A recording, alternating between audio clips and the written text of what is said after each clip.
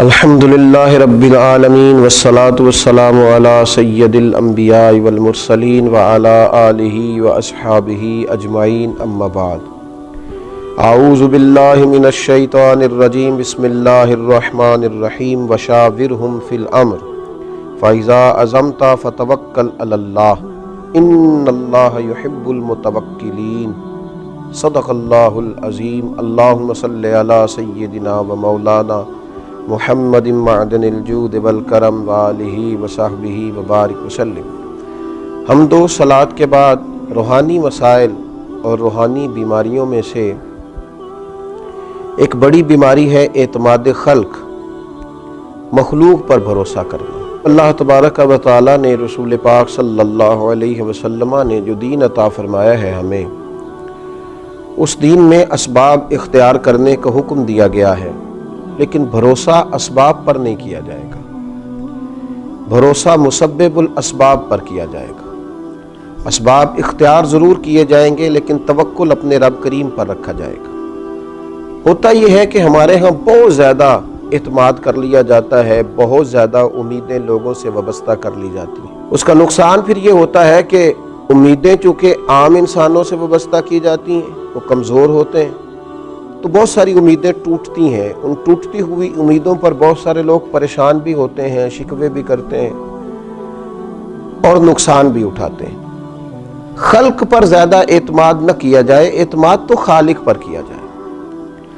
کتنے ہی لوگ ہیں جو زمانے میں مایوسی کی گفتگو اس لیے کرتے ہیں کہ انہوں نے بہت سارے لیڈروں کے وعدوں پر یقین کر لیا تھا، ان کی لمبی اور زبردست تقریروں کو سچ مان لیا تھا، پھر ہوا یہ کہ ان کی جب امیدیں ٹوٹنے لگیں تو وہ لوگ پریشان ہونے لگے۔ اس لیے اسباب پر بھروسہ نہیں، یہ مسلمان کی شان ہے۔ جب اس کا یہ ذہن بن جائے، جب اس کو یہ بات نصیب ہو جائے کہ اس نے ہر حال میں بھروسہ اپنے رب کریم پر کرنا، پھر وہ طاقتور ہوتا ہے، پھر وہ مضبوط ہوتا ہے، پھر زندگی کی بہت ساری چیزوں کو وہ بڑی آسانی سے نبھا جاتا ہے، بہت ساری مشکلات سے وہ بڑے سکون کے ساتھ گزر جاتا ہے۔ اگر اللہ تعالیٰ پر بھروسہ ہو تو دشوار گزار گھاٹیوں پر بھی انسان وجد اور سرور کے ساتھ وقت طے کر جاتا ہے۔ قرآن مجید میں سورہ آل عمران میں اللہ تبارک و تعالیٰ نے نبی پاک علیہ السلام سے فرمایا وَشَاوِرْهُمْ فِي الْأَمْرِ، اور کاموں میں ان سے مشورہ لو، فَإِذَا عَزَمْتَ فَتَوَكَّلْ عَلَى اللَّهِ، لیکن جب پختہ ارادہ کر لو پھر اللہ پر بھروسہ کرو، پھر اپنے رب کریم پر اعتماد کرو۔ جب تمہارا ارادہ پختہ ہو جائے، مشورہ ضرور کریں صحابہ سے، لیکن جب ارادہ کر لیں پھر اللہ پر بھروسہ کریں، اس لیے کہ ان اللہ یحب المتوکلین۔ سبحان اللہ، فرمایا بے شک اللہ توکل کرنے والوں سے پیار کرتا ہے۔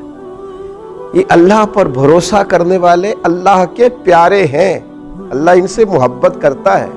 اللہ تبارک و تعالی ان لوگوں کو چاہتا ہے جو اللہ پر بھروسہ کرتے ہیں۔ انہوں نے اپنی ساری چاہتوں کا کیا خوبصورت مثال ہے سیدنا ابراہیم خلیل اللہ کی، آگ میں پھینکا جا رہا ہے، اتنے بڑے مجمع میں دور دور تک اپنا دوست کوئی دکھائی نہیں دے رہا، کوئی نہیں ہے اپنائیت کا اظہار کرنے والا، ہمدردی کا اظہار کرنے والا۔ منجنیق میں ڈالا جا رہا ہے، میلوں پھیلی ہوئی آگ میں پھینکا جائے گا، فرشتہ حاضر ہوا ہے، عرض کرتا ہے میری ہوا پہ ذمہ داری ہے، اگر آپ حکم کریں تو ہوا نہ چلا دوں، اڑا نہ دوں اس آگ کو، فرمائیے۔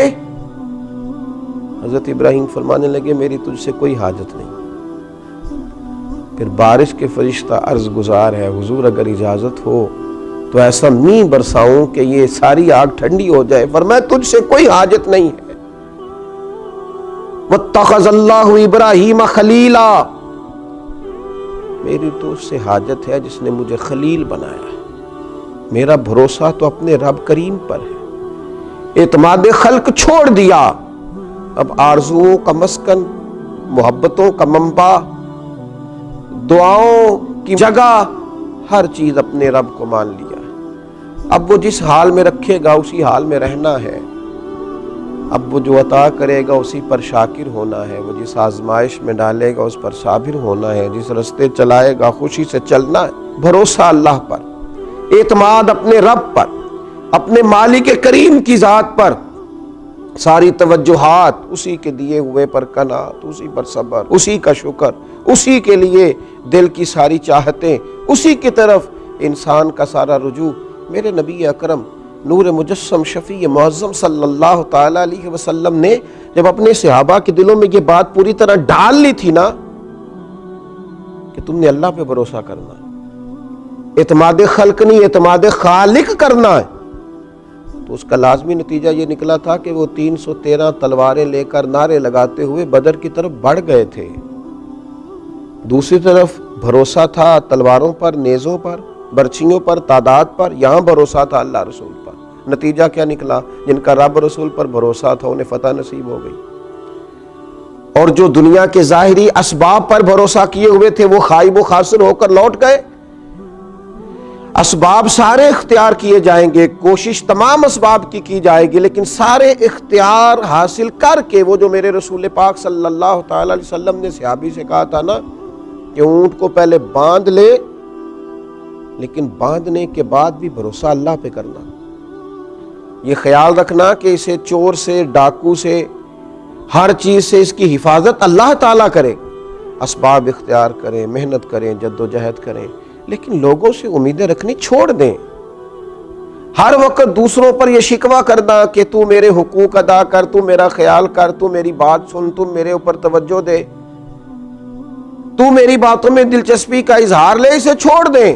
اپنی توجہات کا مرکز رب رسول کو بنائیں، اللہ تبارک و تعالیٰ کی ذات والا صفات کے ساتھ دل لگائیں۔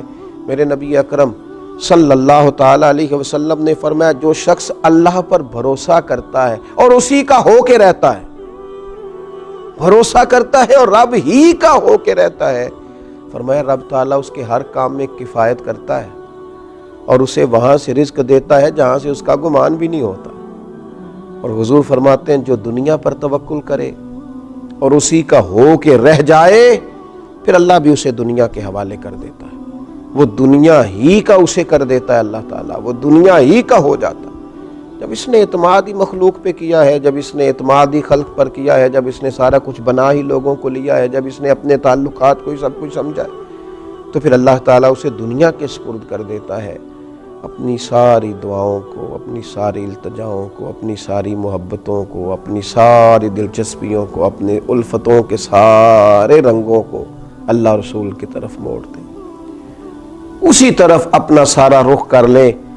جب کوئی رب کریم کا ہو جاتا ہے تو اللہ تبارک و تعالیٰ کبھی اپنے بندوں کو مایوس نہیں کرتا، وہ کبھی اپنے بندوں کو تنہا نہیں چھوڑتا، وہ کبھی اپنے بندوں کو دنیا کے سپرد نہیں کرتا، وہ کبھی اپنے بندوں کو رسوا نہیں کرتا، وہ کبھی اپنے بندوں کو کسی معاملے میں تنہا نہیں کرتا۔ اللہ سے جب کوئی بندہ دل لگا لیتا ہے تو پھر قرآن مجید کے لفظوں کو نہ بھولیے گا کہ اللہ تبارک و تعالیٰ نے کس محبت سے فرمایا کہ ان اللہ یحب المتوکلین، جو اللہ پہ بھروسہ کریں اللہ تو ان سے محبت کرتا ہے، اللہ تو ان سے پیار کرتا ہے۔ اللہ تبارک و تعالیٰ ہمارے دلوں میں صرف اپنی ہی محبت پیدا فرمائے، اپنی بارگاہ کا بھروسہ نصیب کرے۔ آخر دعوانا الحمدللہ۔